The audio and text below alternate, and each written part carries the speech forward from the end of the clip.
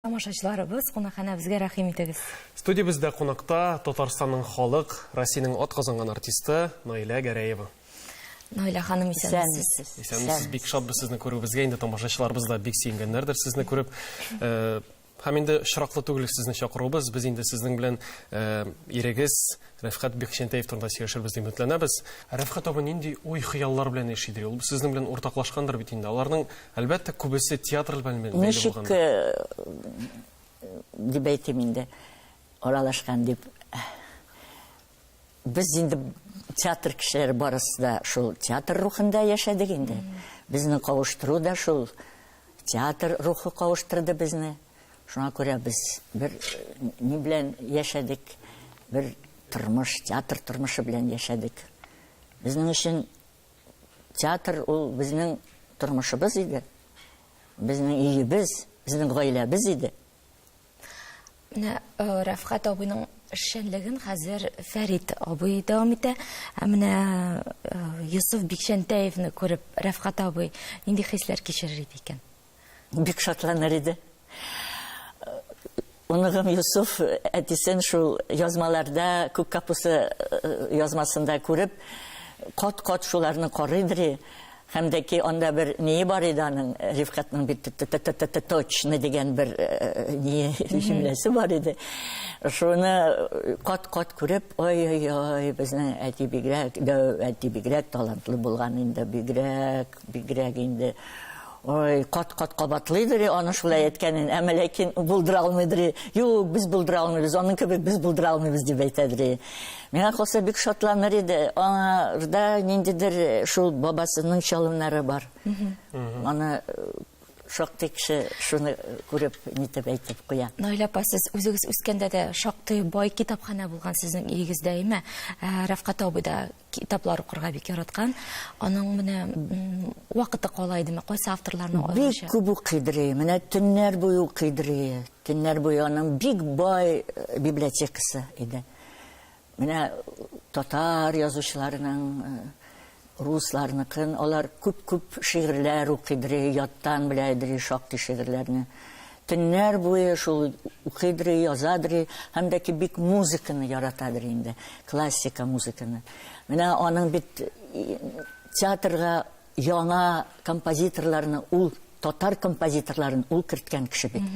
Менә Сара Садыйковалар, ул вакытта ул композиторларның союзында да юк иде. Әйтик, Рустам Яхинны, менә шундый композиторларны иң беренче безнең сәхнәдә яңгырады аларның көйләре. Музыкага бик мөкибән иде, бик музыкальный. Моны белмидек әле. Моны белмидек әле дим. Менә сез белмәгән нәрсәләр күп әле ул. Рәфкать ул гомумән инде сәнгать күгендә матур йолдыз булып балкыды. Наилә ханым, сезне театр бәйләде дисегез. Театр. Менә Хәй Вахитовның беренче мәхәббәт спектаклендә сез бит төп роль башкардык белгәнсез. Менә ул инде сорамакчы, сез шушы төп рольне сезгә тәкъдим иткәч югалып калмадыгызмы? Ой, аны хәзер сөйләсәң, үзе бер тарих инде ул.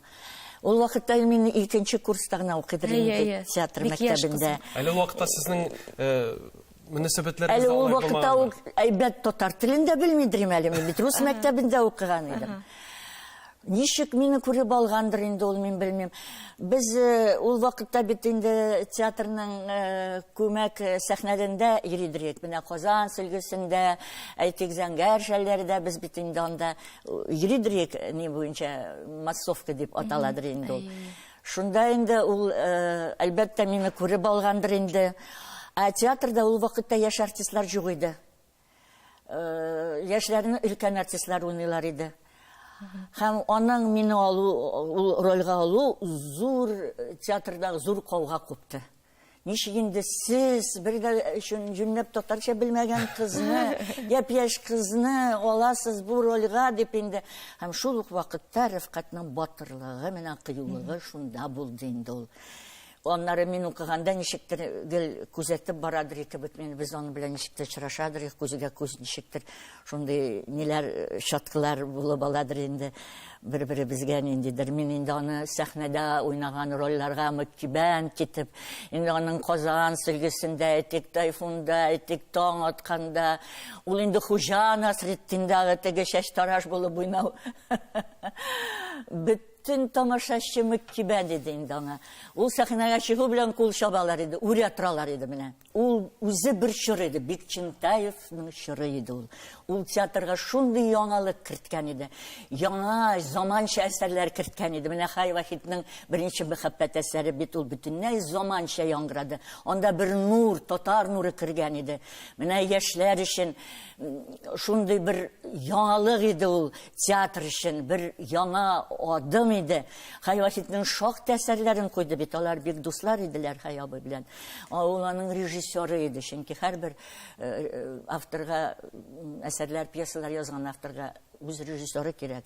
Режиссер ул бит җитәкче, актер ул иҗат кешесе. Бер кешедә ничек шундый ике төрле шәхес яши ала? Менә беләсезме, әйтәләр, иң әйбәт режиссер, әйбәт актер булса, ул әйбәт режиссер диләр.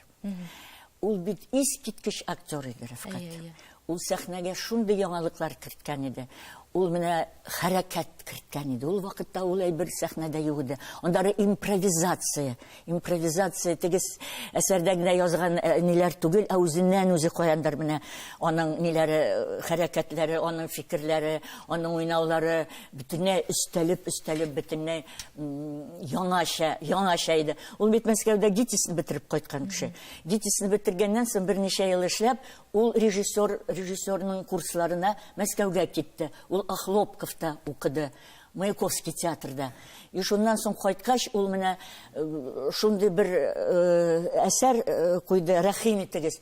И bütün артистларны залдан тамашачылар арасына чыгарган иде. Менә ул бөтенләй бер яңалык иде. Аннан соң алар Дүртәү дигән әсәрне сәхнәгә куеп, оркестрларны чыгарып, военный оркестр, анда бит теге Җиганшиннарның 4 кешенең теге зур тарихи вакыйга иде бит инде. Менә шундый кыюлык белән, бөтенләй яңа алым белән театр бөтенләй икенче сулыш белән яши башлады. Ул вакытта тамашачылар театрга йөрми башлаган иде.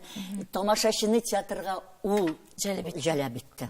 Бу олы шәхес турында күпме сөйләсәк тә тапшырыбыз кысаларына сыймас иде чыннан да. Менә аның турында Юнус Сафиуллин бик әйбәт китап чыгарган. Инде анда bütün хатирәләр тупланган. Аның bütün хатирәләр, аның bütün язмышы, bütün аның ниләре, уңышлары, менә бөтенесе шушы китапта чагылган.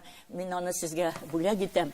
Менә бик зур эш башкарган Юнус. Һәм дә быел мин яңадан тагын бер тираж белән тагын чыгардым ул китапны. Чөнки ул инде таралган иде, беткән иде. Исән чакта мин әйтәм, мин дә бер өлеш кертим әле. Тышыда бик матур моның. Инде Наилә ханым, рәхмәт бик зур тапшыруыбызга килгәнегез өчен. Тамашачыларыбызга бик кызык булгандыр.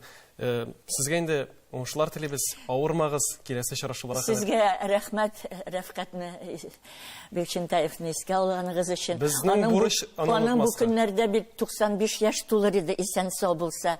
Шуңа күрә рухы шат булып ятсын, урыннары җәннәттә булсын. Без аны ул театрга керткән зур өлеш, бик без аны бездә театр яшәгәндә аның исеме онытылмаячак. Әлбәттә, театр тарихында Рәфкать Бекчентаевның исеме алтын хәрефләр белән язылган. Амин. Һәм алдагы видеоязмабыз да нәкъ аңа багышлаган булыр. Танылган шәхес, актер, режиссер Рәфкать Бекчентаевның театр дөньясына керткән өлешен санап бетергесез. Режиссер буларак ул артистларның, драматургларның сәләтен алдан күреп ача белгән. Театрдан тыш ул рәсем ясау белән дә мавыккан. Гомумән, Рәфкать Бекчентаев күп кырлы шәхес. Моны аның шәкертләре дә сызыклый. Без аның шәкертләре булып йөргән вакытта аңлап та бетермәгәнбез. Менә еллар узгач, аны югалткач, күренә ерактан аның талантын алыштырырлык сәхнәдә шундый киң кырлы, зур талантлы артистлар юк дип әйтер идем хәтта. Ул гаҗәеп комик та иде. Әгәр арабыздан бик иртә китмәгән булса, ул мәсәлән әле король йырларны уйналырлык, аның трагик таланты да бар иде. Рәфкать Бикшәнтәевнең эшчәнлеген Галиәскәр Камал исемендәге Татар дәүләт академия театрында улы Фәрит Бикшәнтәев дәвам итә. Замандашлары фикеренчә, аның холык-фигылендә дә әтисенең сыйфатлары чагыла. Мин караган сайын чыннан да шаккатам. Әле Марсель абыйның әйткән сүзләре менә хәтеремдә. Мин бер мәртәбә Марсель Хәкимовичтан сораганым, менә чыннан да әти шундый артист булган, шундый булган ди. Аның кебек артист юк иде. Аны айрым үзенчәлекле артист. Шуңа күрә кызганыч радио тасмаларда менә калган кайбер нәрсәләр. Чыннан да караганда, тыңлаганда шанасың. Аның кебек артист сирәк була торган актер. Рәфкать Бикшәнтәевнең таланты кабатланмас кыйммәткә ия. Аның уйнаган рольләренә бүгенге көн артистлары да соклана. Әлеге спектакльләрнең кайберләре телевидение фондында саклана.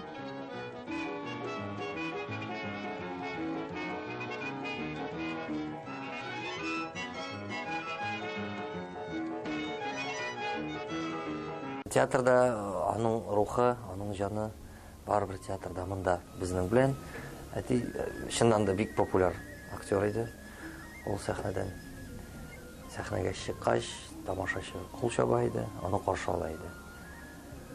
Ул сирәк була торган күренеш. Бүгенге көндә дә без, мәсәлән, бер-ике артистыбыз бар. Менә ул сәхнәгә чыккач, аны кул чабып каршы алалар. Рәфкать Бикшәнтәев Моабит дәфтәре фильмында Шәфи Алмаз ролен башкарган. Әлеге фильмның премьерасын карарга ул үзенең шәкертләре белән бергә бара. Студентлары әлеге хатирәләрне бүген дә сагынып искә алалар. Килсәк, тегендә Квинхидзе режиссер, постановщик, Мәскәүдән килгән, анда съемочный группа, артистлар, Бикшәнтәевне күргәч, Рәфкать абыебызны, бөтен кочакларын җәеп, халык, тамаша, әле көтеп торалар, фойеда, шундый иттереп аны каршы алдылар. Без шок каттык Рәфкать абыебызга булган шундый мөнәсәбәткә. Ул фильм алдыннан чыгып, сәхнәдән алар барсы да чыгып тезелделәр, бик матур итеп. Рәфкать абый да берничә сүз әйтте. Менә анда аның аңа нинди хөрмәт, нинди булган без шул вакытта күреп бик нык сокланган идек. Бүгенге көндә Рәфкать Бикшәнтәевнең шәкертләре шундый талантлы шәхес белән аралашларына горурланалар. Ул тәҗрибәле педагог та, аның укучылары остазларының ярдәмчел булуын искәртәләр. Ул бик оста грим салучы иде. Ул сәгатьләр буе кайбер артистлар кебек салып утырмый гримны, ничектер менә шулай рәссам кулы, рәссам күзе белән карап, ниндидер бер нокталарга гына төртеп ала да бармагы белән шундый җанлы бер характер килеп чыга. Хәтерлим, менә аның минем грим салып утырган вакытта да килеп, яшь кыз гримын салган инде мин. Шуңа укыттылар инде безне Ленинград институтында сәгатьләр буе өйрәнгән осталыгыбызны. Ул менә бер мизгелдә, хәзер менә син менә тагын менә шушындый берничә нокта ясап куйда ди, шуннан грим җанланып китә булды. Рәфкать Бикшәнтәев тамашачыны шандыра алырлык алымнар кулланган. Нәкъ менә шуның өчен аның спектакльләре зур уңыш казанган. Хөрмәтле тамашачылар, киләсе